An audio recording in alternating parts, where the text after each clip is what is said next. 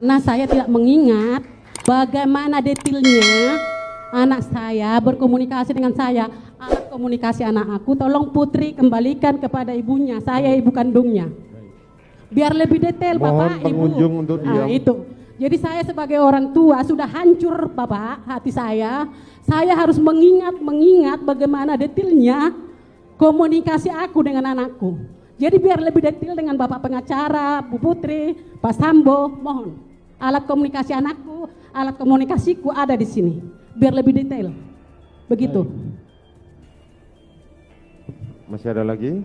Baik, saya Mohon pengunjung untuk tertib ya. Atau kami keluarkan kalau tidak tertib. Lanjutkan, Saudara Penasihat Hukum. Saya boleh pindah ke Pak Samuel. Ya, oke. Udah selesai sama saya, Pak? Sudah? Terima kasih, Ibu. Ya, Pak Samuel, ya.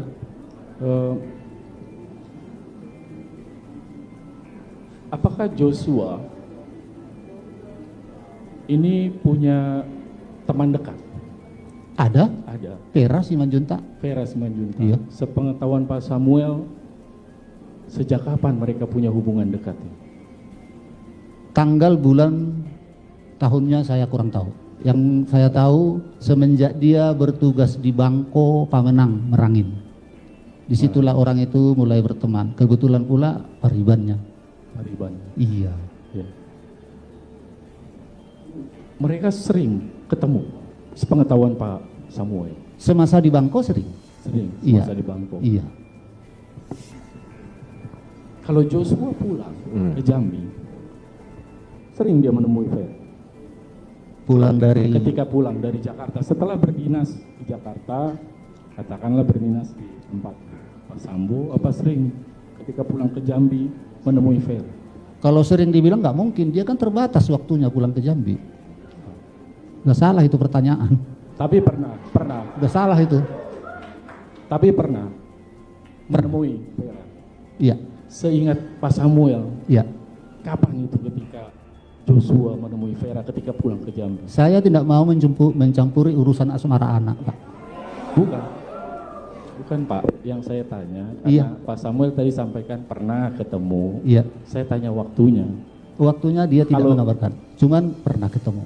pernah ketemu. Iya, Pada tahun baru 2021, ketika Iya. Joshua datang ke Jambi, 2021, 2022. 2022 Natal, Terakhir. tahun dekat-dekat, Kemarin lah, Iya. bulan 1 kemarin. betul, waktu terakhir pulang ke Jambi. Iya.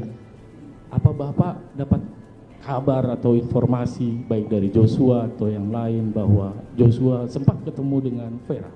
Pada waktu itu tidak sempat, soalnya sangat padat. Dia izinnya waktu itu yang dikasih Pak Ferdi sama Ibu sangat singkat. Itu pun pada dia pulang, neneknya atau opungnya dari pihak mertua saya meninggal. Jadi sangat tergesa-gesa. Lagi pula pada saat itulah dia mengadakan ujian terakhir di UT Jambi. Jadi waktu itu sangat padat, tidak bisa untuk bertemu. Oh, karena ujian kuliah juga. Ujian, opungnya meninggal. Baik. Baik, yang mulia, terima kasih ya Pak Samuel. Sama-sama. Cukup. Yang lainnya. Saudara dari Penasihat Putri Chandrawati ada yang mau ditanyakan? Silakan.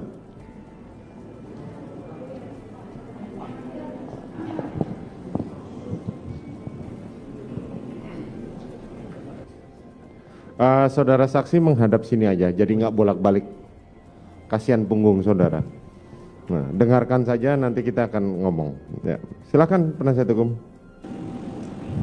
Terima kasih yang mulia, jaksa penuntut umum yang kami hormati. Pak Ambo tadi kami juga tentu menyampaikan bela sungkawa yang sedalam-dalamnya. Karena bagaimanapun juga Bapak dan Ibu adalah orang yang paling kehilangan di sini. Mohon izinkan kami bertanya beberapa hal saja, menambahkan rekan saya tadi. Pak Samuel, Ya, Pak Samuel tadi menyebutkan terakhir bertemu dengan almarhum Joshua di tahun baru 2022 ini. benar. Pak Samuel juga tadi menyebutkan bahwa Bapak pernah diperiksa oleh penyidik 2 kali, kemudian oleh psikolog forensik 1 kali ya di bulan Agustus. Benar ya Pak? Nah, saya ingin konfirmasi saja ke Pak Samuel, dari komunikasi yang pernah Bapak lakukan dengan Joshua, bagaimana Joshua bercerita tentang Pak Ferdi Sambo dan Bu Putri sebelum kejadian ini atau pada saat pulang ke kampung halaman pada tahun baru 2022 kemarin? Almarhum Joshua waktu pulang ke Jambi seperti saya utarakan tadi sangat padat waktunya. Begitu neneknya meninggal, begitu dia mau ujian di UT terakhir, dan memang saya tanyai bagaimana keadaan di Jakarta, Bapak sama Ibu sehat, baik-baik, cuman itu aja. Ya, Pak Samuel, mungkin saya bantu sedikit karena ini dokumen yang kami dapatkan juga dari Jaksa Penuntut Umum. Di analisis psikologi forensik halaman 18, Bapak menyampaikan, silakan dibenarkan atau tidak ya Pak Samuel, bahwa Putri selalu memberikan oleh-oleh yang dibawa oleh Joshua setiap kepulangannya, dan bahkan di BAP juga disampaikan bahwa Joshua menyampaikan ke Bapak secara langsung atau tidak langsung, selama ini Pak Ferdi Sambo dan Bu Putri cukup baik dengan Joshua. Apakah pernah Bapak mendengar secara langsung dari Joshua atau dari keluarga? Silakan Pak Samuel.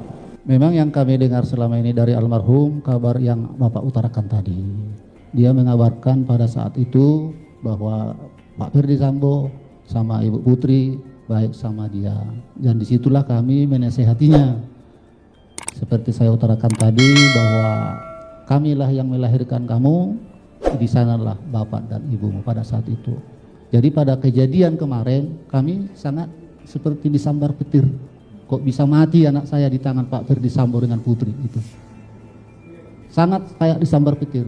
Soalnya selama ini yang kami dengar baik dan baik. Jadi kok bisa mati, sadis terbunuh anak saya di hadapan dia. Padahal setahu saya Pak Ferdi ini adalah polisinya polisi. Pak Samuel, boleh saya lanjutkan? Jadi selama ini bahkan di 3 bulan terakhir, apakah Bapak pernah mendengar cerita dari Joshua atau cerita dari keluarga yang lain, ada kejanggalan, ada konflik, ada tekanan atau ancaman terhadap almarhum Joshua? Kalau sama saya secara langsung tidak pernah. Saya tidak pernah berkomunikasi bagaimana hal-hal di Jakarta ini. Tidak pernah. Memang setiap pulang dia tahun baru selalu kami tanya bagaimana kabar di sini. Dia selalu mengabarkan sehat, baik itu. Jadi selama ini informasinya baik, tapi tadi Bapak kaget setelah peristiwa tanggal 8, begitu ya Pak Samuel? Iya, benar. Pak Samuel, sebelum ke Ibu, apakah Bapak dalam proses pemeriksaan di penyidik ataupun dalam komunikasi lain itu pernah diperlihatkan dokumen visum et repertum terhadap almarhum Joshua atau hasil pemeriksaan ekshumasi setelah otopsi yang kedua? Apakah pernah diperlihatkan atau pernah membaca itu, Pak? Hasil dari ekshumasi belum pernah.